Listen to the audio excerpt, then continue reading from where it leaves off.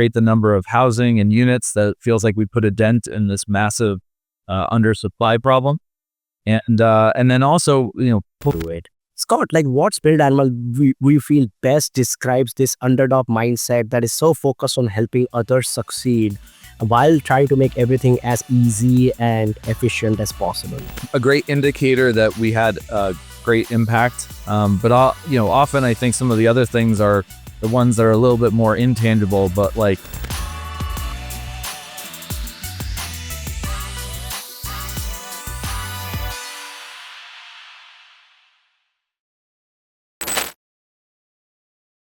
Hello and welcome back to the Masters of Real Estate. This is Nick Shah. Today, we are going to learn from Scott Bailey. Scott, how's it going, buddy? good. How are you, Nick? Good. Seems like you're joining us from the New England area. Actually, today I'm in Charlotte, but you can kind of find me between Charlotte, Boston, and Sacramento these days. Charlotte, Boston, Sacramento. Wow. And seems like there's a story there that explains, what you're focusing on these days. But, looking at your background, seems like you have quite a bit of history in the New England area as well, right? That's right. Having grown up in New York, college in Vermont, and 10 years helping grow an organization called MassChallenge in the Boston area, definitely has a lot of deep roots there. But my business today at Bequal, I'm co-founder and co-CEO. We are building volumetric modular housing out in California. And my family ended up moving into Charlotte during COVID. So took us to a couple different places in the process. Wow. New York, Vermont, and, a little bit of time in Boston before finding yourself in Charlotte. Sounds pretty awesome. I spent some time in the New England area as well. I used to live in Portland, Maine for a couple of weeks. So yeah, very familiar with that space. But before we get into all of this and your focus on volumetric housing and how, your travel between Charlotte and Sacramento is treating you, people want to understand, your background. So how do you introduce yourself these days, Scott? I'm a passionate housing advocate and trying to essentially fix the messed up infrastructure of housing. And I think you're doing a lot of the same thing in the industry. It's a big opportunity and a big challenge and a lot of ingrained people, organization, systems. So there's a lot to work on there. But for me, from my time at MassChallenge, where I cared about building an infrastructure and reducing friction in entrepreneurial journeys, I feel like I'm trying to do the same thing at Bequal here, reducing friction in the real estate journey in the pursuit of building more housing faster. Yeah, so seems like your core personality anchors on your passion for housing, fixing a broken, housing system in the country, which has led to, one of the worst housing affordability crisis in the last 50 years, maybe in a very long time. And building an infrastructure platform that previously supported entrepreneurs and now supports entrepreneurs, but real estate entrepreneurs, which we call operators or GPs in different worlds. So that sounds pretty amazing. What spirit animal, Scott, would you say best describes this operating philosophy in life for you? You got to make things easy. If Steve Jobs said that design had to be really simple, I think all this stuff needs to be much simpler. And it's not easy. It's hard to do, but I think kind of reducing friction. I've always felt like I was a bit of an underdog, so I liked finding underdog opportunities and then trying to help others get those too. And I think the next generation of people building homes is the biggest opportunity, that I see, that has not yet been fully actualized. And so, or turned into a reality. And so I'm excited about the prospect of kind of converting really high potential people, giving them access and opportunity to something that felt really out of reach before. Absolutely love it. And listeners, I'm sorry for my, cough and cold. I'm just dealing with it this week and, we just have to get through it. Scott, what spirit animal we feel best describes this underdog mindset that is so focused on helping others succeed while trying to make everything as easy and efficient as possible? I don't know. Maybe it was like myself. I didn't feel like I deserve some of the opportunities I got presented with, but I worked really hard and had great mentors and a support network to help me both see and endure and then excel at some of those opportunities. And so, at MassChallenge, I watched thousands of entrepreneurs go through our programs, and I saw the impact that you can have, even on a short time horizon, creating the right infrastructure and support and opportunity. So I think for me, like, entrepreneurs, most startups fail. And I think from that standpoint, they're all underdogs. And I think for many people trying to get into real estate is also pretty hard to be successful.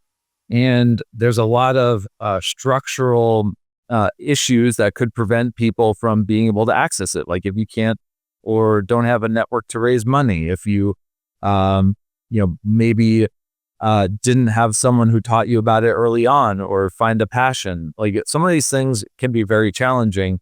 And, often, sometimes it's about having the right connection to the right person to kind of get that at bat. And so hopefully we're taking people who are both experienced and emerging operators and doing just that.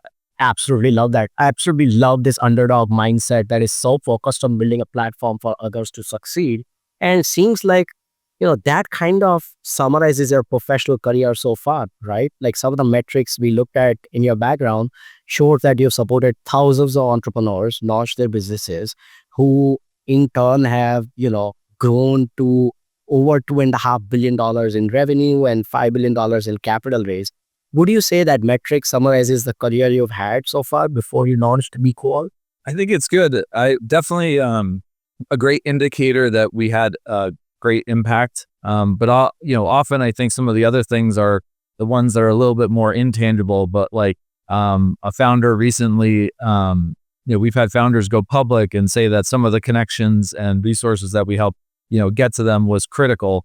Or for example, the call you get when they sold their company or something and said like that person you connected us with was the thing, or that the lesson I learned during that session was what did it. And I hope in the world we have today, that becomes true too. I hope that, look 10 years from now and say, our operator network has raised X amount of money, billions of dollars in funding. They've created tens of thousands of new units, for rent across the country. And in places that are non-traditional from large home builders. Like, I think we want to be helping people build, projects in kind of urban, kind of greater core locations and, get it close to urban transportation, jobs, opportunity, leverage existing infrastructure and stuff like that. So I think these metrics are probably similar. It's like we hope that they're able to raise the money they need, get the debt they need to be efficient, create the number of housing and units that feels like we put a dent in this massive undersupply problem. And then also, hopefully the intangibles, like I'll get a call that saying that, they've been able to do something in real estate they never thought possible. An opportunity, presented itself to, sell out their portfolio or something like that and have a massive windfall for their investors and their families. Those are the kinds of things that I hope to see on the horizon. Absolutely love that, Scott. But let's go back into your life when, Sure. All of these metrics were zero, when you hadn't helped thousands of entrepreneurs raise billions of funding and, make billions in revenue. And before you shifted your focus to helping real estate entrepreneurs start their journey. When you look back at your past, the journey you described from New York to Vermont, to now eventually Charlotte, what were some of the key inflection points in your journey? So I think one was when I graduated in 2009, it was talk of the next Great Depression, 10 years of depression basically. And there were no jobs. I remember more than half of my graduating class didn't have any job opportunities. So I ended up, at the time, I had actually started the entrepreneurship club at UVM, was bringing in founders of businesses to talk about their experience, inspire students, connect them to jobs and opportunities. And in that journey, I met a small seed fund in Vermont. Ended up taking a job with them, and through that met some founders that were working on a bus line kind of notification platform that made it easier for people to know when the buses were coming. And, it was interesting that year, a girl had passed away. She was killed, unfortunately, waiting for the bus in a big snowstorm. Oh, I was abducted and killed it. But it really got me thinking, like, this is really important. Like, we've got to have things like this to make it easier. So between working with them, bartending on a cruise ship on Lake Champlain and being part-time at the seed fund, I was piecing together, whatever I could to kind of pursue these opportunities and follow my passion.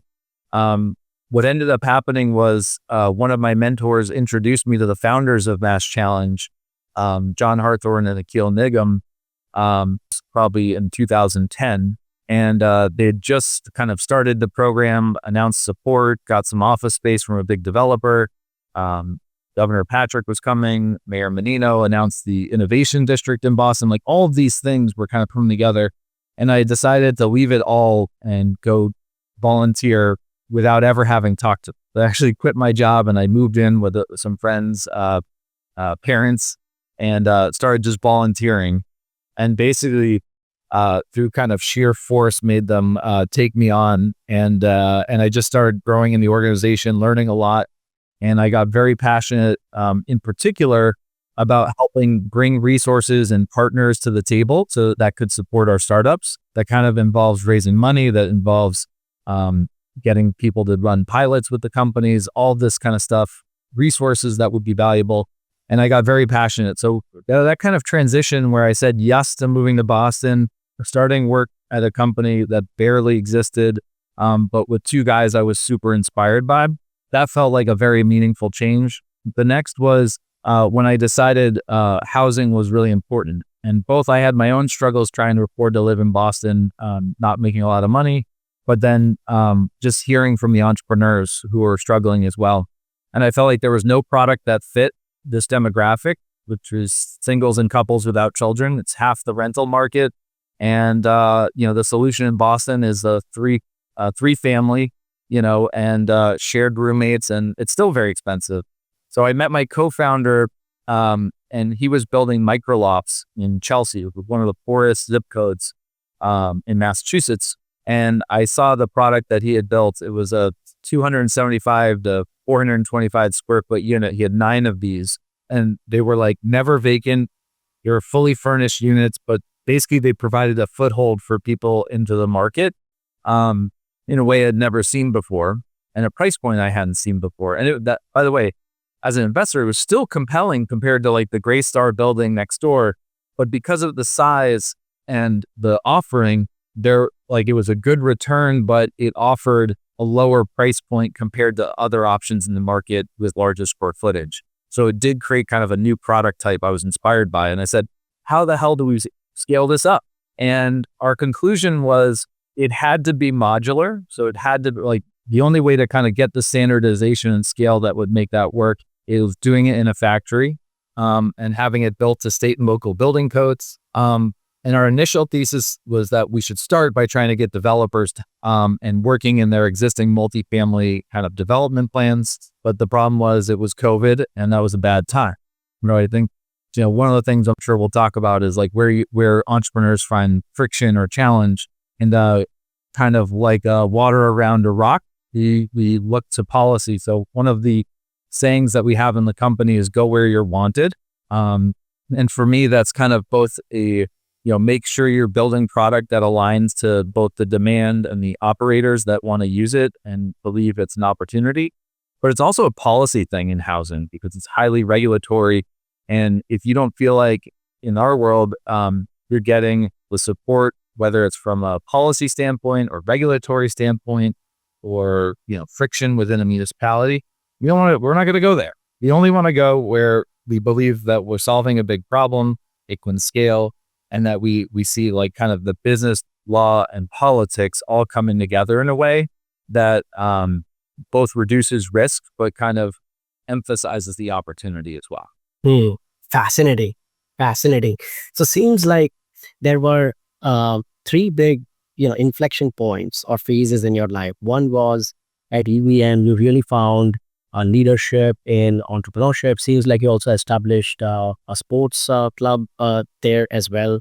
The second phase was seems like the sequence of events, macro as well as personal events that led to you essentially becoming unpaid volunteered MassChallenge and rising up the ranks thread through the decade.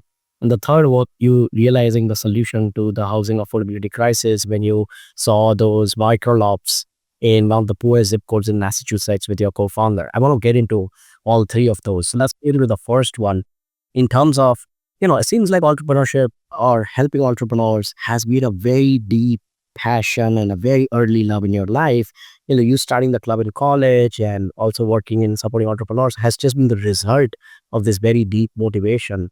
So when you look back and unpeel that, to the core layer, what do you feel is the core motivation behind your love for entrepreneurship and entrepreneurship? You just solve problems. And it's amazing when you're in an environment where people don't say no, they say and. It's not but, it's how. These kind of juxtapositions of mentalities I find incredibly inspiring and motivating. And what's amazing is when you're in a deep concentration of them, they kind of explode. Like the connections actually become more intense and more profound. And so whether it's about learning how to address an issue or get in the market faster or connect to an important resource in a more efficient and compelling way, I mean, I can't tell you how good that feels, both to be a part of it, supporting it, or a recipient of it. And I think that environment is unique to kind of entrepreneurs and founders. I think, real estate operators are not totally dissimilar. They want to help each other. They want to connect. Yeah. They want to do these things. They want to solve problems because that's how you make money. And if you're not delivering a product that fits in the market, then you probably won't, meet the kind of goals of the project that you have, whether they be financial or market or community, whatever. Yeah. And so I think that innate alignment that comes with this specific kind of demographic of people, I find very exciting and compelling to be around. So what about, your early upbringing makes these kind of people so exciting to be around? I don't know, like my dad is a hardcore scientist, a PhD epidemiologist, and my mom did sponsorships for the US Open. And I don't know, I think both of them had like a great work ethic. They valued both kind of impact and making a difference. And I think in my family, we also saw that kind of different ways. My sister's a librarian. My brother is in nutrition and exercise science. And I've been kind of in business and entrepreneurship and helping people get things going. So I think the thing that I probably take the most from it is like making an impact in communities matters, and creating results and outcomes that benefit people matters. And I think we've all just found in our family different ways of representing that opportunity to the world. And what I love about business is like a company is kind of a framework for capturing your values and your passion and giving a place for others to get on board and join you. And so like I mentioned, I was a deckhand on a boat. So it's like, that's my analogy today, but it's I really feel like, what we're doing at Bequal is we're getting people onto an opportunity that didn't really exist, wasn't even in their framework thinking a few years ago. And, from a regulatory standpoint, it's taking off across the country, the state level, which creates uniformity and scale that's never been seen in 100 years. We're seeing it at the capital level. We're seeing an interest in people supporting, whether you call it like workforce housing or, anything from 60 to 120% of AMI like this. There's a lot of funding and support that goes to very low income. But what I'm seeing is there's like a big gap between, call it above market rate and low income that is underserved and needs to be. And so I think, from the capital standpoint, I think that's interesting. I think the kind of last thing is, there's a big labor shortage in the country. And I think if we look at, for example, for me, volumetric modular manufacturing and see it not as like a friction point with labor, but something that adds capacity and is an accelerant to the number of jobs they can take on in a year, or the efficiency and the reduced risk and safety, or the improved conditions that you work under as a real benefit. I think that's where I kind of see another level of opportunity, indirect as a result of some of the work we're doing with operators, but also very direct because they're building and having their hands and, connected to what's going out into the market. Absolutely love that. Absolutely love it. It seems like, listening to stuff, and I want to get more into what you're doing at Bequal, and, how you're thinking about volumetric modular manufacturing and how that's going to impact housing affordability for workforce housing at scale. Right now, one of the things you mentioned was also, it's not like your parents were entrepreneurs or your siblings were entrepreneurs, but they all had 4 or 5 things in common. They all had an extraordinary work ethic. They all deeply valued making a very positive impact in communities and people around us. And they all kind of focused on their own path, their own journey. And while everyone took their own journey, the commonalities is everyone encouraged each other to take their own journey. And you mentioned an amazing quote about companies that I'm going to use in the future, which is companies are just a framework for capturing your own values and your own passions and giving others an opportunity to join you. And that leads us to, your incredible work at MassChallenge. But let's go back to your origin story, right? There was 2009, you were, working a marketing job at a startup. You were literally working a service job, right? You were a deckhand on a cruise ship on a lake, one of the 6 largest lake, in the country, Lake Champlain, if my research is right, which is on the border of Vermont and New York. And you were also working part-time at a seed fund. And through all of this insanely difficult work and making a positive impact, seems like you were able to meet the founder of MassChallenge, and you were like, wow, this is exactly what I want to do. And you just decided to move to Boston and take a volunteering role there before being even offered a full-time salary and paperwork. And, what was that decision like in your life? Well, when you don't have a lot, like, you're willing to take a lot of risks. But even now, starting Bequal with 3 kids and a family and stuff like that, not an easy decision. But at the same time, back in Vermont, I think the thing that I found so interesting, I probably learned it as being a bartender and deckhand. Usually, you just got to be shameless and direct, and like, you make stuff happen. Like, you can either let the world happen to you, or you can kind of happen to the world. And for me, I think that one of the guys I worked with really kind of taught me that as like a methodology for life, and at the same time heard it again from the founder of MassChallenge, who there's a million reasons why things won't work. There's a million reasons things can go wrong. Actually, if you keep forward, over time, the variability of the dots becomes tighter and a little bit more linear and less risky. And so what he kind of taught me was, as a founder, you basically got to spend all your time pulling the hardest things back to the center. And so while a lot of people call that risk, I'd say it's very calculated risk. Like, you have to really start to look at a million different decisions and how you pull them together. And so for me at that time, what I decided was the opportunity in Vermont at a time when, the market was totally terrible and there were no jobs, the risk of staying seemed riskier than the choice to move. And then de-risking the decision came from mentors and people who gave me advice, which is like kind of something I then brought to MassChallenge. And trying to bring it to Bequal too. And, calling a couple of people who I really respected, other founders who just took risks, board of directors or advisors for the business school or the university, made a big impact on whether or not I should go. And so then doing that felt like, well, it's directionally correct. Then it's like, will I enjoy working with these people? Do I believe them? Do I trust them? And with those things are true, and you want to work hard on a mission or something, then I find a lot of the other stuff kind of falls into place. if you believe that, they'll end up attracting other people who believe that. You'll end up attracting other people who believe that. And again, but the ship analogy, like it becomes a staff ship with a great crew, and then you feel like you're taking on the seas and searching for a bounty.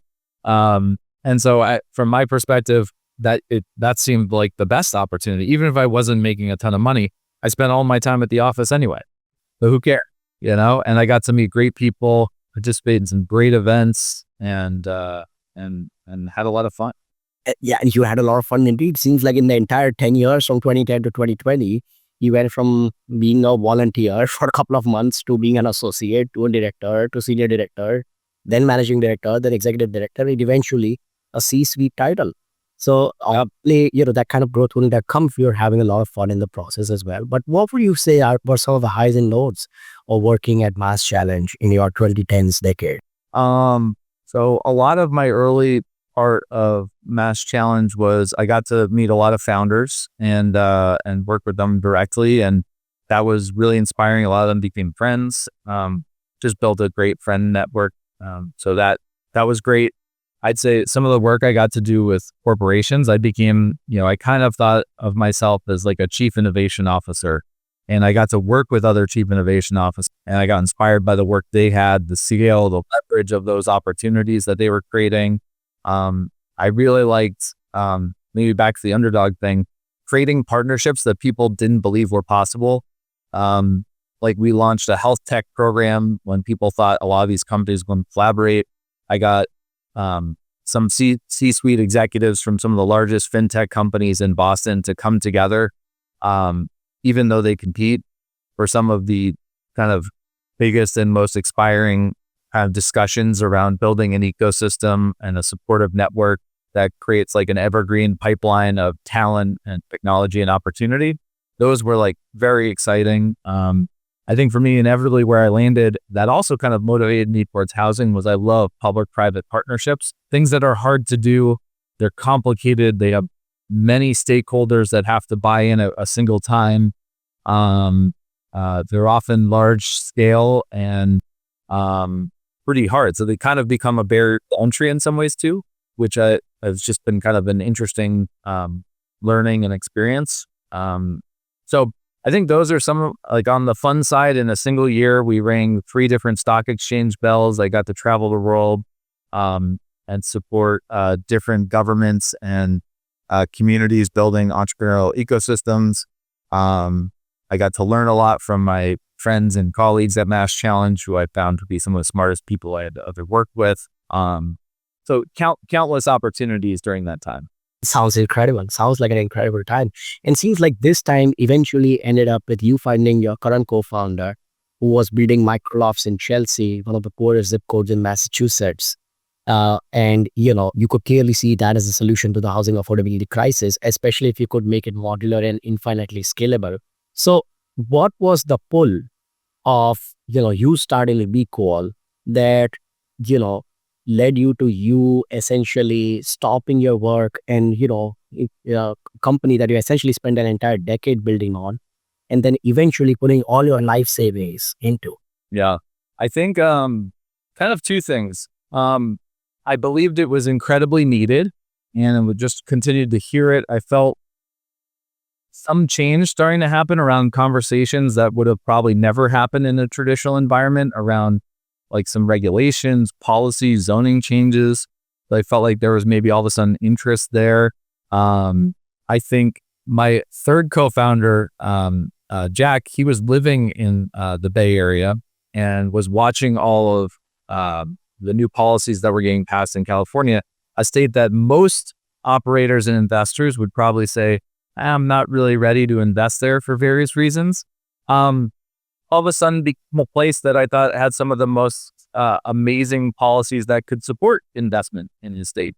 And so I think there was like this interesting dichotomy there. But inevitably, the thing that I think that kind of got me off the sidelines was like me looking at my co-founder and saying like, we finally have to do something. We have to stop talking about this, do it. Little did we know how hard so much of it would be. And a great quote I have from this guy, Shah, HubSpot was, from HubSpot was basically, there's no really reason you want to start a company. If you have to be naive, otherwise, you'd look at that and say it's crazy. And so in general, I appreciate that. And then his co-founder Brian once said, well, the difference between crazy and genius is whether or not it works. And so that path to whether or not it works can be a challenge. And I guess luckily I was naive and, made it through a supply chain crisis, interest rate crisis, COVID. So we've had some very interesting times in real estate that we've managed, but we did so also maybe because of my mentality for MassChallenge, which was like, we were a nonprofit. So in that model, like you're always kind of starved for resources and do as much as you can with as little as you have.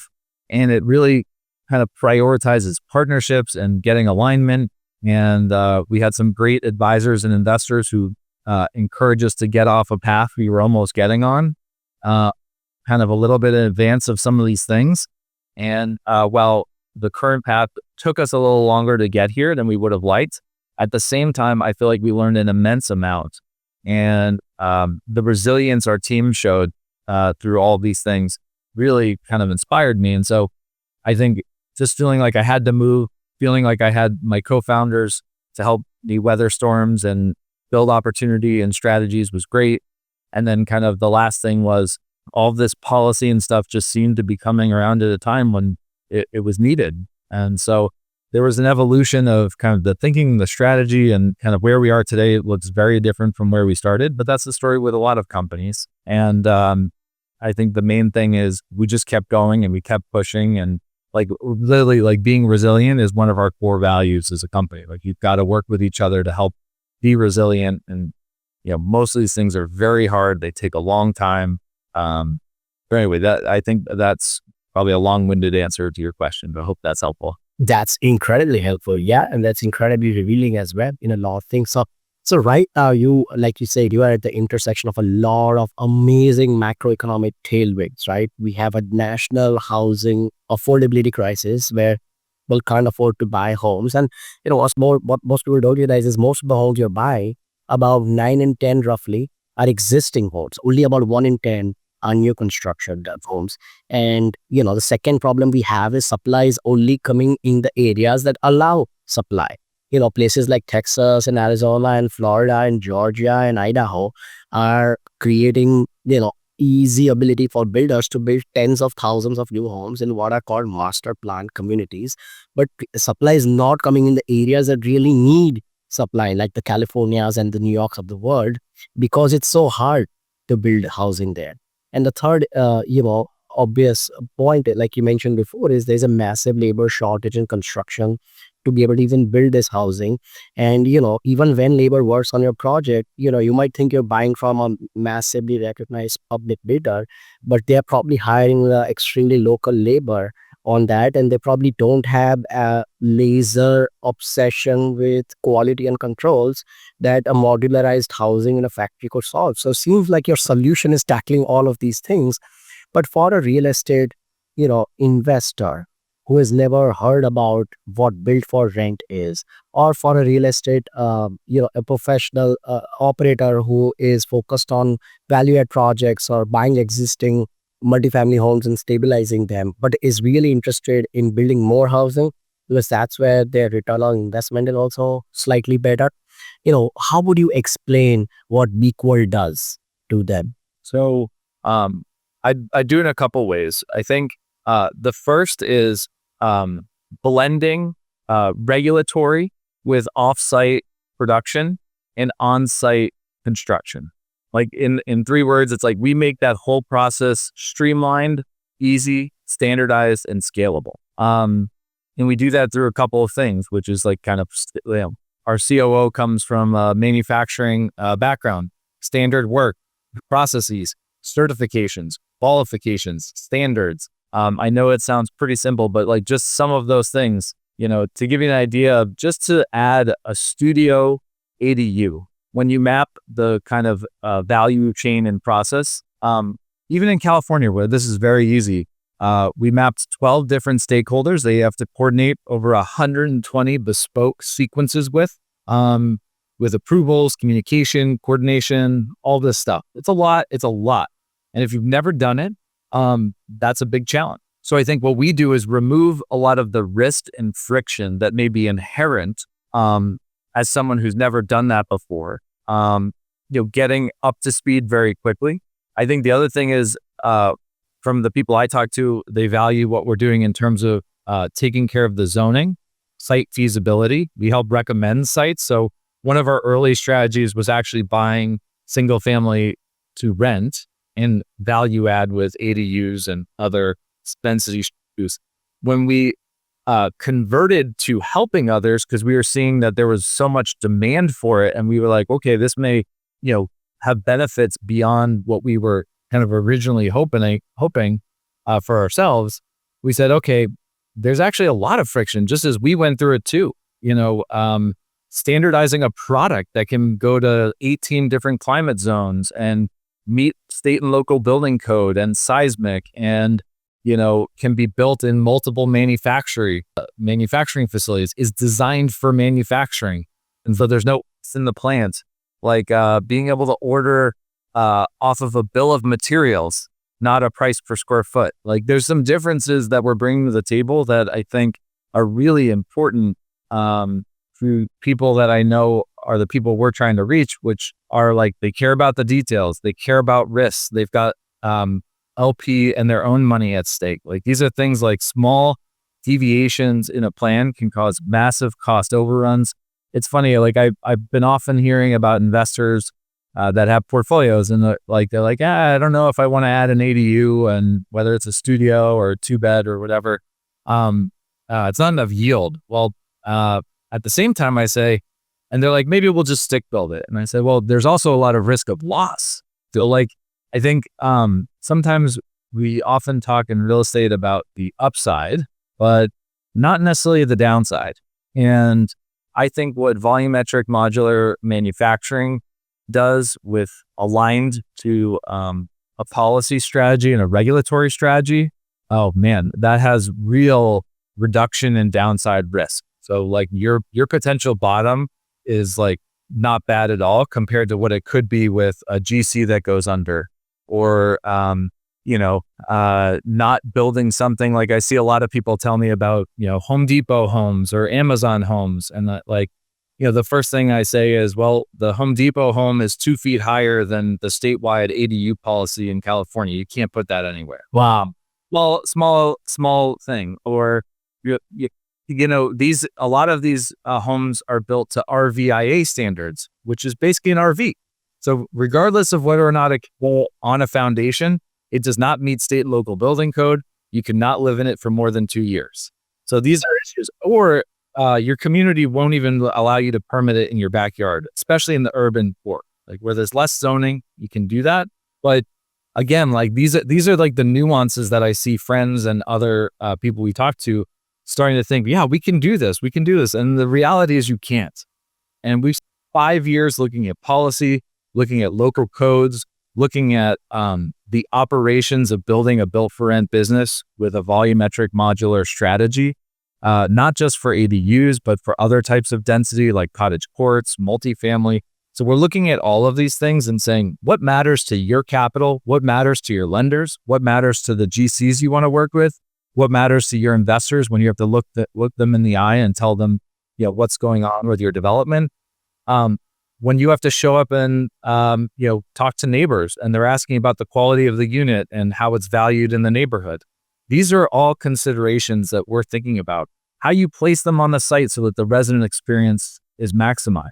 Again, we're so deep into this that I think what people are starting to value is that we can take a lot of the risk out of some of those decisions or work with them to optimize based on their goals. And just that level of friction, that streamlining of work, that transparency in the process. Like, we help manage escrow so that between payments of all these people, so that they know when work is being done, it's getting paid for when it's supposed to be paid for, right? Like there's been some issues in our industry around lack of payment to GCs, homes getting liens on them. All this stuff is a problem.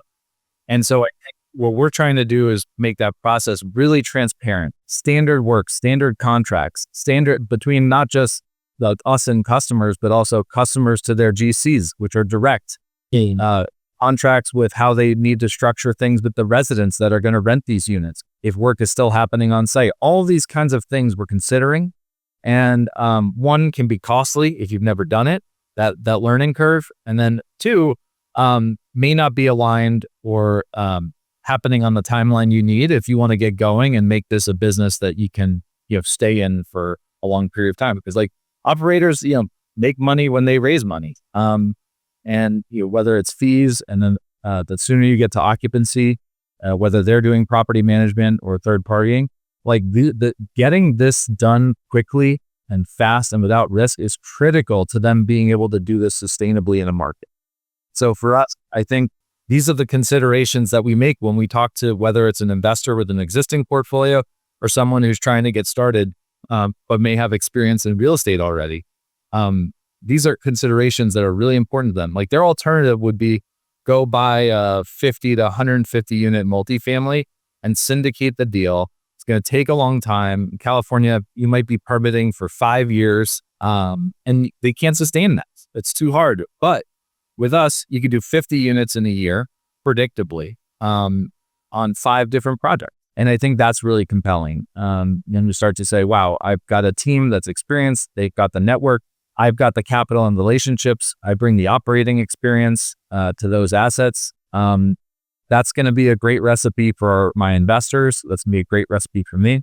And I know I can bring that into a bigger opportunity. Wow. Yeah, that's very, very, very compelling. It's very compelling, and it's obvious why it's taken so long to solve it, because it's not easy to solve so many problems together. So let's make it very, very simple for someone listening to this. So let's say that they're in California, which is notoriously difficult to build in, and they find a piece of land that's 10 acres, to keep math easy, right? And they're not sure whether they can build density housing on it because it's close to the urban core area. They want to make it high density housing, and they want to essentially get the right zoning approvals to do it. Then they want to convince investors to give them money to buy the land, and then get more money to essentially get a loan to build that housing. Then they want to get the housing built as quickly as possible, because every day of delaying that is costing them a lot of money, interest fees and other fees. And then they want to actually give the housing with a positive impact to people, like you said, between 60 to 100% area median income, AMI, that highly desire that kind of housing. How can Bequal help them in this process? So first, we're an owner's rep. So we side immediately with the owner, which is not typical in this business right now. So we immediately side with the owner. We work in partnership with you, not stepping on your toes on the capital stack or anything, but we are a partner, not a vendor. We immediately would look at the property for feasibility, zoning, all these things that have been passionate about. We'd help look at the underwriting. We'd help look at what could be built, needs to be built on like the timeline and the amount of capital that they might have access to. So that's one example. And it may yield something, or we may say that's actually not the site you want. You might actually want 5 smaller sites that we can do much more predictably, that's already connected to infrastructure. We can get you, we can recommend, underwrite, do feasibility, and kind of essentially quote with GCs and factories what it would cost to get the product that we think and the product mix on there that makes the most sense with the lowest permitting risk. And then essentially say, what do we think? And we can either help connect you with capital that wants to fund you to buy that and execute this strategy, or debt partners that are interested in this kind of development, understand what we've done to underwrite the modular unit, both from a cost standpoint, resident standpoint, who it can reach, what it can rent for, all these kinds of considerations. And then at the same time, help you vet GCs and understand who's going to be the best partner for you in that market, on that project, on the timeline you're trying to deliver. And so that's the kind of stuff that we do. And at the same time, we go and we get competitive bids from factories. We have state certified plans and approvals. We streamline that work with the municipalities. and we can do it, work with your GC, all that kind of stuff. Very compelling. Very compelling. It sounds amazing. Are there any risks of working with Bequal? Right now, I think most of the risks that we identify is that a lot of these policies are emerging. That's both a challenge and the opportunity. So I think part of it is education, and kind of helping people align to that. The second is, I think there's always been the promise of modular, and I think people are trying to understand how to realize its benefits. And I think that a programmatic approach is critical to that, and standardization. And so when you start to kind of get people comfortable with that concept, and I think then there's reduced risk or perception of risk in that. So those are a couple, but I think increasingly, honestly, you can't get good opportunities otherwise. Like the buying existing properties, I don't see many these days that people are asking me about where you don't have negative leverage. And I don't know that, especially a place like California where cap rates tend to be lower, especially on single family that's there. I do think California, the opportunity is to recognize that land will be valued differently over the coming years because of these changes. Like the whole state is upzoned. Single family doesn't really exist in some ways. Because you can add an ADU, or you can also do a garage conversion. These new things are also not going to be kind of exclusive to California. Like I live in Charlotte. ADU policy already exists, very similar to that. We just supported the state of Massachusetts in getting statewide accessory dwelling unit policy passed in Massachusetts. Very similar in many ways to the laws in California, Colorado, Washington, Oregon. Any place that has a problem is really looking at these policies. And I think what that tells me is there will be a lot of local opportunities for those that are passionate, connected, and excited to support their local community. Now, what they need are scalable solutions for their local community. So that means both capital. That means how you operate less resources, because again, it's hyper local. I think the benefits of volumetric modular are that you get statewide approval. It's inspected and quality off-site, so you don't have risk of delay from that. You're basically just doing utilities, site work, and foundations on-site, which dramatically changes maybe the risk profile of the ground-up construction. You're already connected in neighborhoods that exist, so it's a little bit easier to underwrite predictably what's going to happen.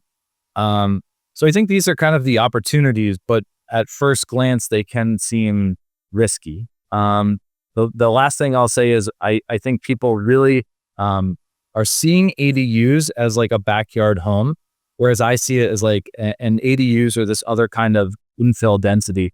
I think it's an entirely new asset class. It's kind of where like single family rentals were back in 2009 in terms of like kind of being emergent, but not broadly institutionalized or adopted. And I think you're going to see over the next 10 years institutional adoption of this. We're going to see kind of broader support with lenders. I think there's a whole category of fix and flip loans. I think there'll be a whole new lending class around infill, ADUs, and moderate density housing that never existed. They'll learn to underwrite it correctly. They'll learn to accept the rents that are coming off those units. They'll learn to accept the relationship between the existing home and the new unit while being on the same parcel. Like all of these nuances, they'll get used to. And that's when I think you'll see this become a very significant industry, not just in California, but across many states in the country. Very, very compelling indeed, Scott. Let's talk about a little bit of history. So how did you, the three of you, end up naming the company Bequal? We always thought housing was a really important way for people to get kind of access and opportunity. And so we called it Bequal, like be equal. Housing could be a great level playing field, done well, and people shouldn't be sacrificing things to live in subpar conditions. Maybe a lot of this felt like I was looking at people who I was incredibly inspired by building maybe the next major drug or solving an important problem in society. And like they were getting scammed out of apartments, or they were living in really low quality conditions because it's what they could afford it. And so I always struggled with that. And my co-founder felt similarly. And he has 4 kids. And we always felt like, how do you kind of give the next generation a foothold in the community, give them kind of equal access to opportunity, quality living experiences, and affordable options. And so that's kind of where that came from. Yeah, Bequal is be equal. I love that story. And now you know how to say it, so you're in the club. Absolutely.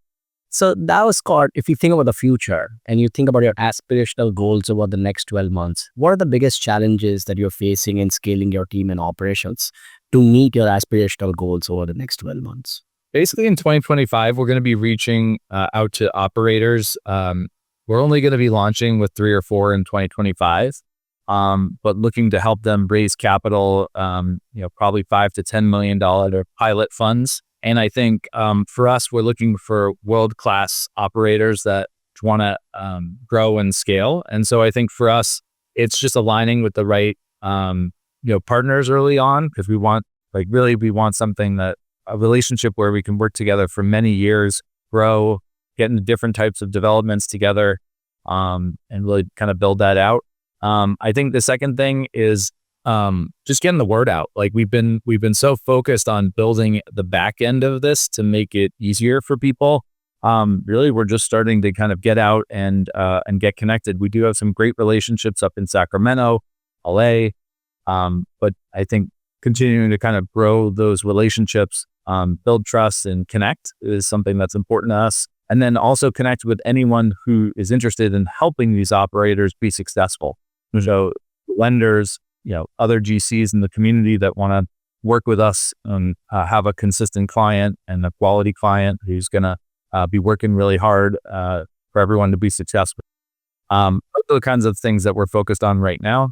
I'd say over the next couple of years, would love to build out a broader network of factories and more markets and kind of broaden beyond California. But really for right now, we're very focused on the California market. We love the policies that are coming out there. We love the people we're meeting that want to do this too, the work that they're trying to. Love it. Love it. As you think about the future, Scott, what's your ultimate vision for the future of the home building industry? Public home builders today represent kind of the largest majority of new homes built in most, especially kind of urban core markets. Let's say in Sacramento, where we launched, 75% of new homes are built by public home builders. I'd love to flip that, where locals represent 75% of new home build in their market. And I think the work we are doing and the work they want to do in their community, but need the resources or access or support or connectivity, that's the work we want to support. And we want to do that in every market in the country that needs it. Yeah, absolutely. Scott, I'd love to ask you some rapid fire questions. Let's do it. So say a family office calls you and says they want to invest $100 million in real estate. How will you advise them? Deploy it across operators looking to build infill and missing middle housing in communities in California. Then go to $1 billion and we'll bring it across the country. Absolutely love. Very, very laser focused. I completely agree. Scott, what organization or institution would you fix if you had the time to fix it? Well, I wouldn't say fix is maybe not the word I'm necessarily using, but I appreciate that governors are taking leadership positions on creating more housing. Zoning has typically been a municipality decision, but that decision was actually authorized from the state. So the state actually has full zoning control. And I'm maybe excited to see states that see a broader issue than a small neighborhood issue, and that there needs to be a shared collective ownership within a state to build housing that meets the needs of that geography. I think states and governors have the opportunity to really continue to do important things that support the building and new supply, especially as you said before, where it's needed.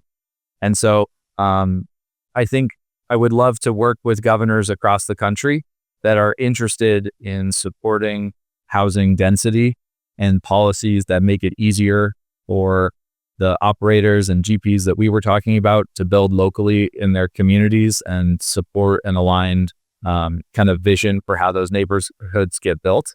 Yeah. So that's again, it's not necessarily about fixing, but it's about partnering with for me. So yeah, that's what I'd say. That makes perfect sense. Yeah, like people just think that, fixing housing supply is a federal issue where one stroke by the president can fix it, or, 50 governors can fix it. But the truth is there are approximately 3,100 counties, 41,000 zip codes, and housing supply is an extremely, extremely local issue because, everyone essentially delegated their power down.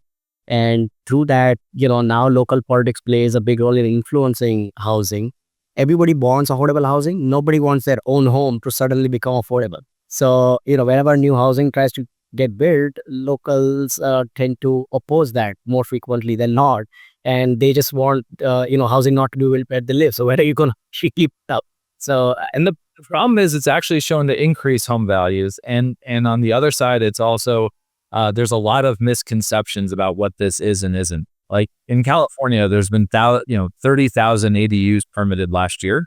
80% of them are used as rentals, so it's allowing people to stay in their neighborhood, right? In many cases, the average ADU is under 800 square feet, which basically means they're 2-bed, 1-bath studios or 1-beds, which basically means you're having a couple without children or an individual live in those units. The use cases I'm hearing just from even we put on our own property, neighbors want to move out of their primary home and into the ADU and rent the primary. That's a compelling return, by the way, if you're a small investor, because the rent and the basis you bought the primary at compared is really compelling. So I think someone told me that the way we look at homes today, it's not just a place you live. It actually serves as your workplace. It's where you live. It's where you're, kind of house hacking. You may be renting out a basement or another unit or something else. You're renting your garage for storage. Like this kind of concept of shared asset and utility underutilization of that, I think is real. And I think the market needs to catch up to where these things would go. Afford housing today, you've just got to, there's so much more that you have to do. Like, you used to be able to afford a home on one income. Now everyone has to basically be dual income. And you may even be having family move in to help support because daycare is so expensive. I think just the way people are using a home or defining it is significantly changing. And I think the way we lend, the way we invest, the way we rent, all of these things are starting to really kind of creep up. And we need to kind of maybe accelerate the way we underwrite or look at and support these kind of new demographic and trend shifts. Yeah, completely agree. So Scott, you're a family man, you have 3 kids. Last question. If they agree to be mentored by you, what's the number one skill you would teach them? Resilience. Because there's going to be a lot of hard things, a lot of exciting things, but if you stay steady and consistent through that, I think you'll have better outcomes, mentally, physically. Consistency is always like the number one thing. Unfortunately, it's low on my strength finder. But I do think if I could, I would force myself to do it and teach them, because I think it's a lot of people see decisions you make and things you do as linear, but they're actually compounding in the back. And like your time compounds, the more time you spend on something, it's not like you're just kind of incrementally growing or learning. You're actually kind of exponentially learning. It's the kind of concepts from Malcolm Gladwell, right? Like the more time you spend on something, the more consistent you are doing it. Like you're going to find out where you need to go. So I think that would be the number one thing I hope my kids kind of take away. Thanks for asking. Absolutely love that, Scott. Resilience is the main principle of Scott's life. That was Scott Bailey, an underdog who has gone from growing up in New York and going to school in Vermont and essentially taking on a job at a nonprofit accelerator to essentially, being in the C-suite and starting his own startup with his co-founders. He's laser focused on helping, solve the housing affordability crisis by easing up housing supply with modular volumetric housing. He's obsessed with entrepreneurs, especially real estate entrepreneurs these days. He wants to build a platform that makes it very easy for you to get a permit.